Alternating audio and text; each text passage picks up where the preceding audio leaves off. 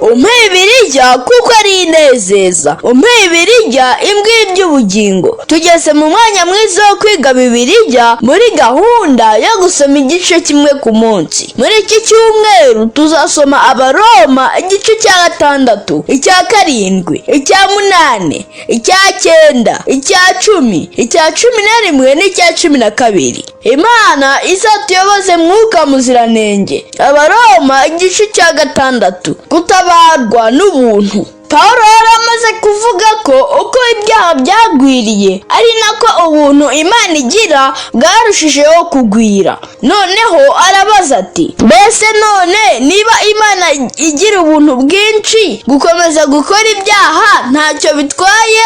Pawulo yaravuze ati, gukomeza kuba mu byaha byaba ari akaga, kuko twamaze kubyarwa ubwa kabiri muri Yesu Kristo. Pawulo avuga ko twahindutse ibyaremwe bishya, none tugomba gutandukana n'imibereho y'abatarakijijwe. Pawulo yandikiye Abakolosayi igice cya 3 umurongo wa 8 aravuga ngo, ariko ubu mugomba kuzinukwa ibibi byose. Naho umurongo wa 10 aravuga ati, mukagira ubwenge ndetse mukarushaho kugira ishusho y'Imana. Muri iki gice tubonamo uburyo dukwiriye kubaho tudategekwa n'ibyaha, ahubwo ubuntu bwa Nyagasani aribwo butwiyoborera. Imana iduhe kubaho tudategekwa n'ibyaha, kuko ibihembo byabyo ari urupfu. Abaroma igice cya 7, ibyo amategeko atashoboye. Iki gice kitwereka ko amategeko akomeza kugenga umuntu igihe cyose atarajya mu murongo muzima, ariko kuko tuvukira mu byaha dukomeza kubaho imibereho idatunganiye Imana. None amategeko azarekeraho kutugenga ryari? Igihe cyose tuzemera ko twapfanye na Kristo maze tukazukira muri we, tuzaba dufite imibereho mishya y'abatahajuru. Pawulo yandikiye Abafilipi igice cya 3 umurongo wa 9 haravuga ngo, kandi mboneke ko ndi muri we ntafite gukiranuka kwanjye kuva mu mategeko, ahubwo mfite ukuzanwa no kwizera Kristo, ariko gukiranuka kuva ku Mana guheshwa no kwizera. Kwizera Kristo kuduha imbaraga zihagije zo kugendana nawe kandi no kuboneza imibereho yacu. None ibyo amategeko atashoboye ni ibiki? Amategeko yashoboye kutwereka ibyaha no kuduhishurira ubushake bw'Imana, nyamara Kristo wenyine niwe ushobora kuduhindura abakiranutsi. Abaroma igice cya 8, imibereho yejejwe. Abatayoborwa na Mwuka bahorana imibereho ibagora cyane kandi bategeka kujya mu byaha. Abayoborwa na Mwuka bo bagira imibereho mishya kandi yejejwe bakomora kuri Kristo Yesu. Pawulo yabwiye Abaroma ati, ariko rero mwebweho ntimuri aba kamere, ahubwo muri ab'Umwuka. Mwuka wera adufasha mu mibereho yacu yose kandi ahora twibutsa n'uburyo dukwiriye gusenga. Ndetse Mwuka ahora asabira abera bose. Urukundo rwa Kristo rutuma tugira imibereho yejejwe kandi ntawe ubasha kudutandukanya n'urwo rukundo rwe. Pawulo aribaza ati, mbese niki cyadutandukanya n'urwo rukundo rukiza, rugira neza, rubabarira kandi rutabara? Aravuga ati, nubwo rwaba urupfu, ububata cyangwa abatware n'ibindi byose, nta cyadutandukanya n'urwo rukundo rwadukijije. Abaroma igice cya 9, mbese Imana yeretse Isiraheli burundu? Pawulo yari yakomeje kuvuga uburyo urukundo rw'Imana ruhambaye cyane kandi ko itagira abantu bayo. Yari yasobanuye ko ubuntu igira ari bwinshi kandi burenze kure ibyaha byacu. Ikibazo cyavutse ahangaha ni ikirebana n'Abayuda banze Yesu. None niba Imana igumana imbabazi ibihe byose, ni kuki yaretse Abayuda?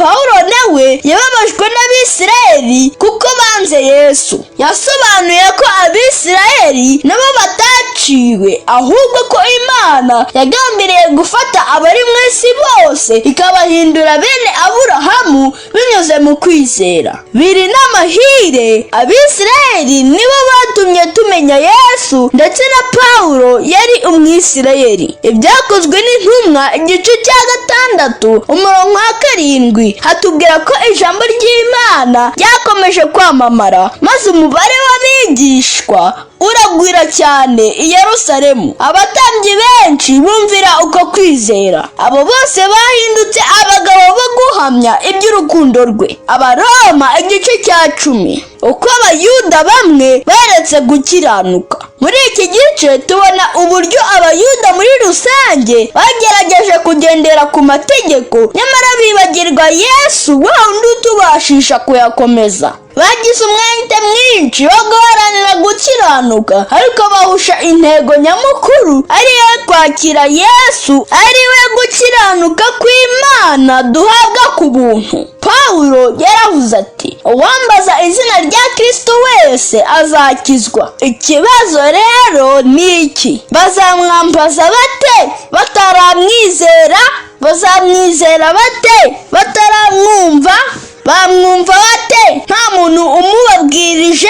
Imana yahisemo gukwiza ubutumwa bwiza mu isi yose kugira ngo n'Abayuda nabo bazakire ubwo gukiranuka kw'Imana kubonerwa muri Kristo Yesu. Abaroma igice cya 11. Amaherezo y'Abisirayeli. Pawulo wari Umwisirayeli yasobanuye ko uhereye kera hariho Abisirayeli bidakemwa mu mico no mu myifatire. Abo bategerezaga Mesiya ndetse bakiriye imbabazi ze. Ibyanditswe bivuga ko Umukiza azava i Siyoni. Izuba ryarasiye i Yudeya maze riramurika rigera ku mpera y'isi. Ubushake bw'Imana rero ni uko bose bahindukira bakemera Mesiya wabakuye ku mategeko y'imihango adakiza, ahubwo akabaha ubutungane buva ku Mana. Pawulo yarabajije ati, ninde wamenya ibyo Uwiteka atekereza?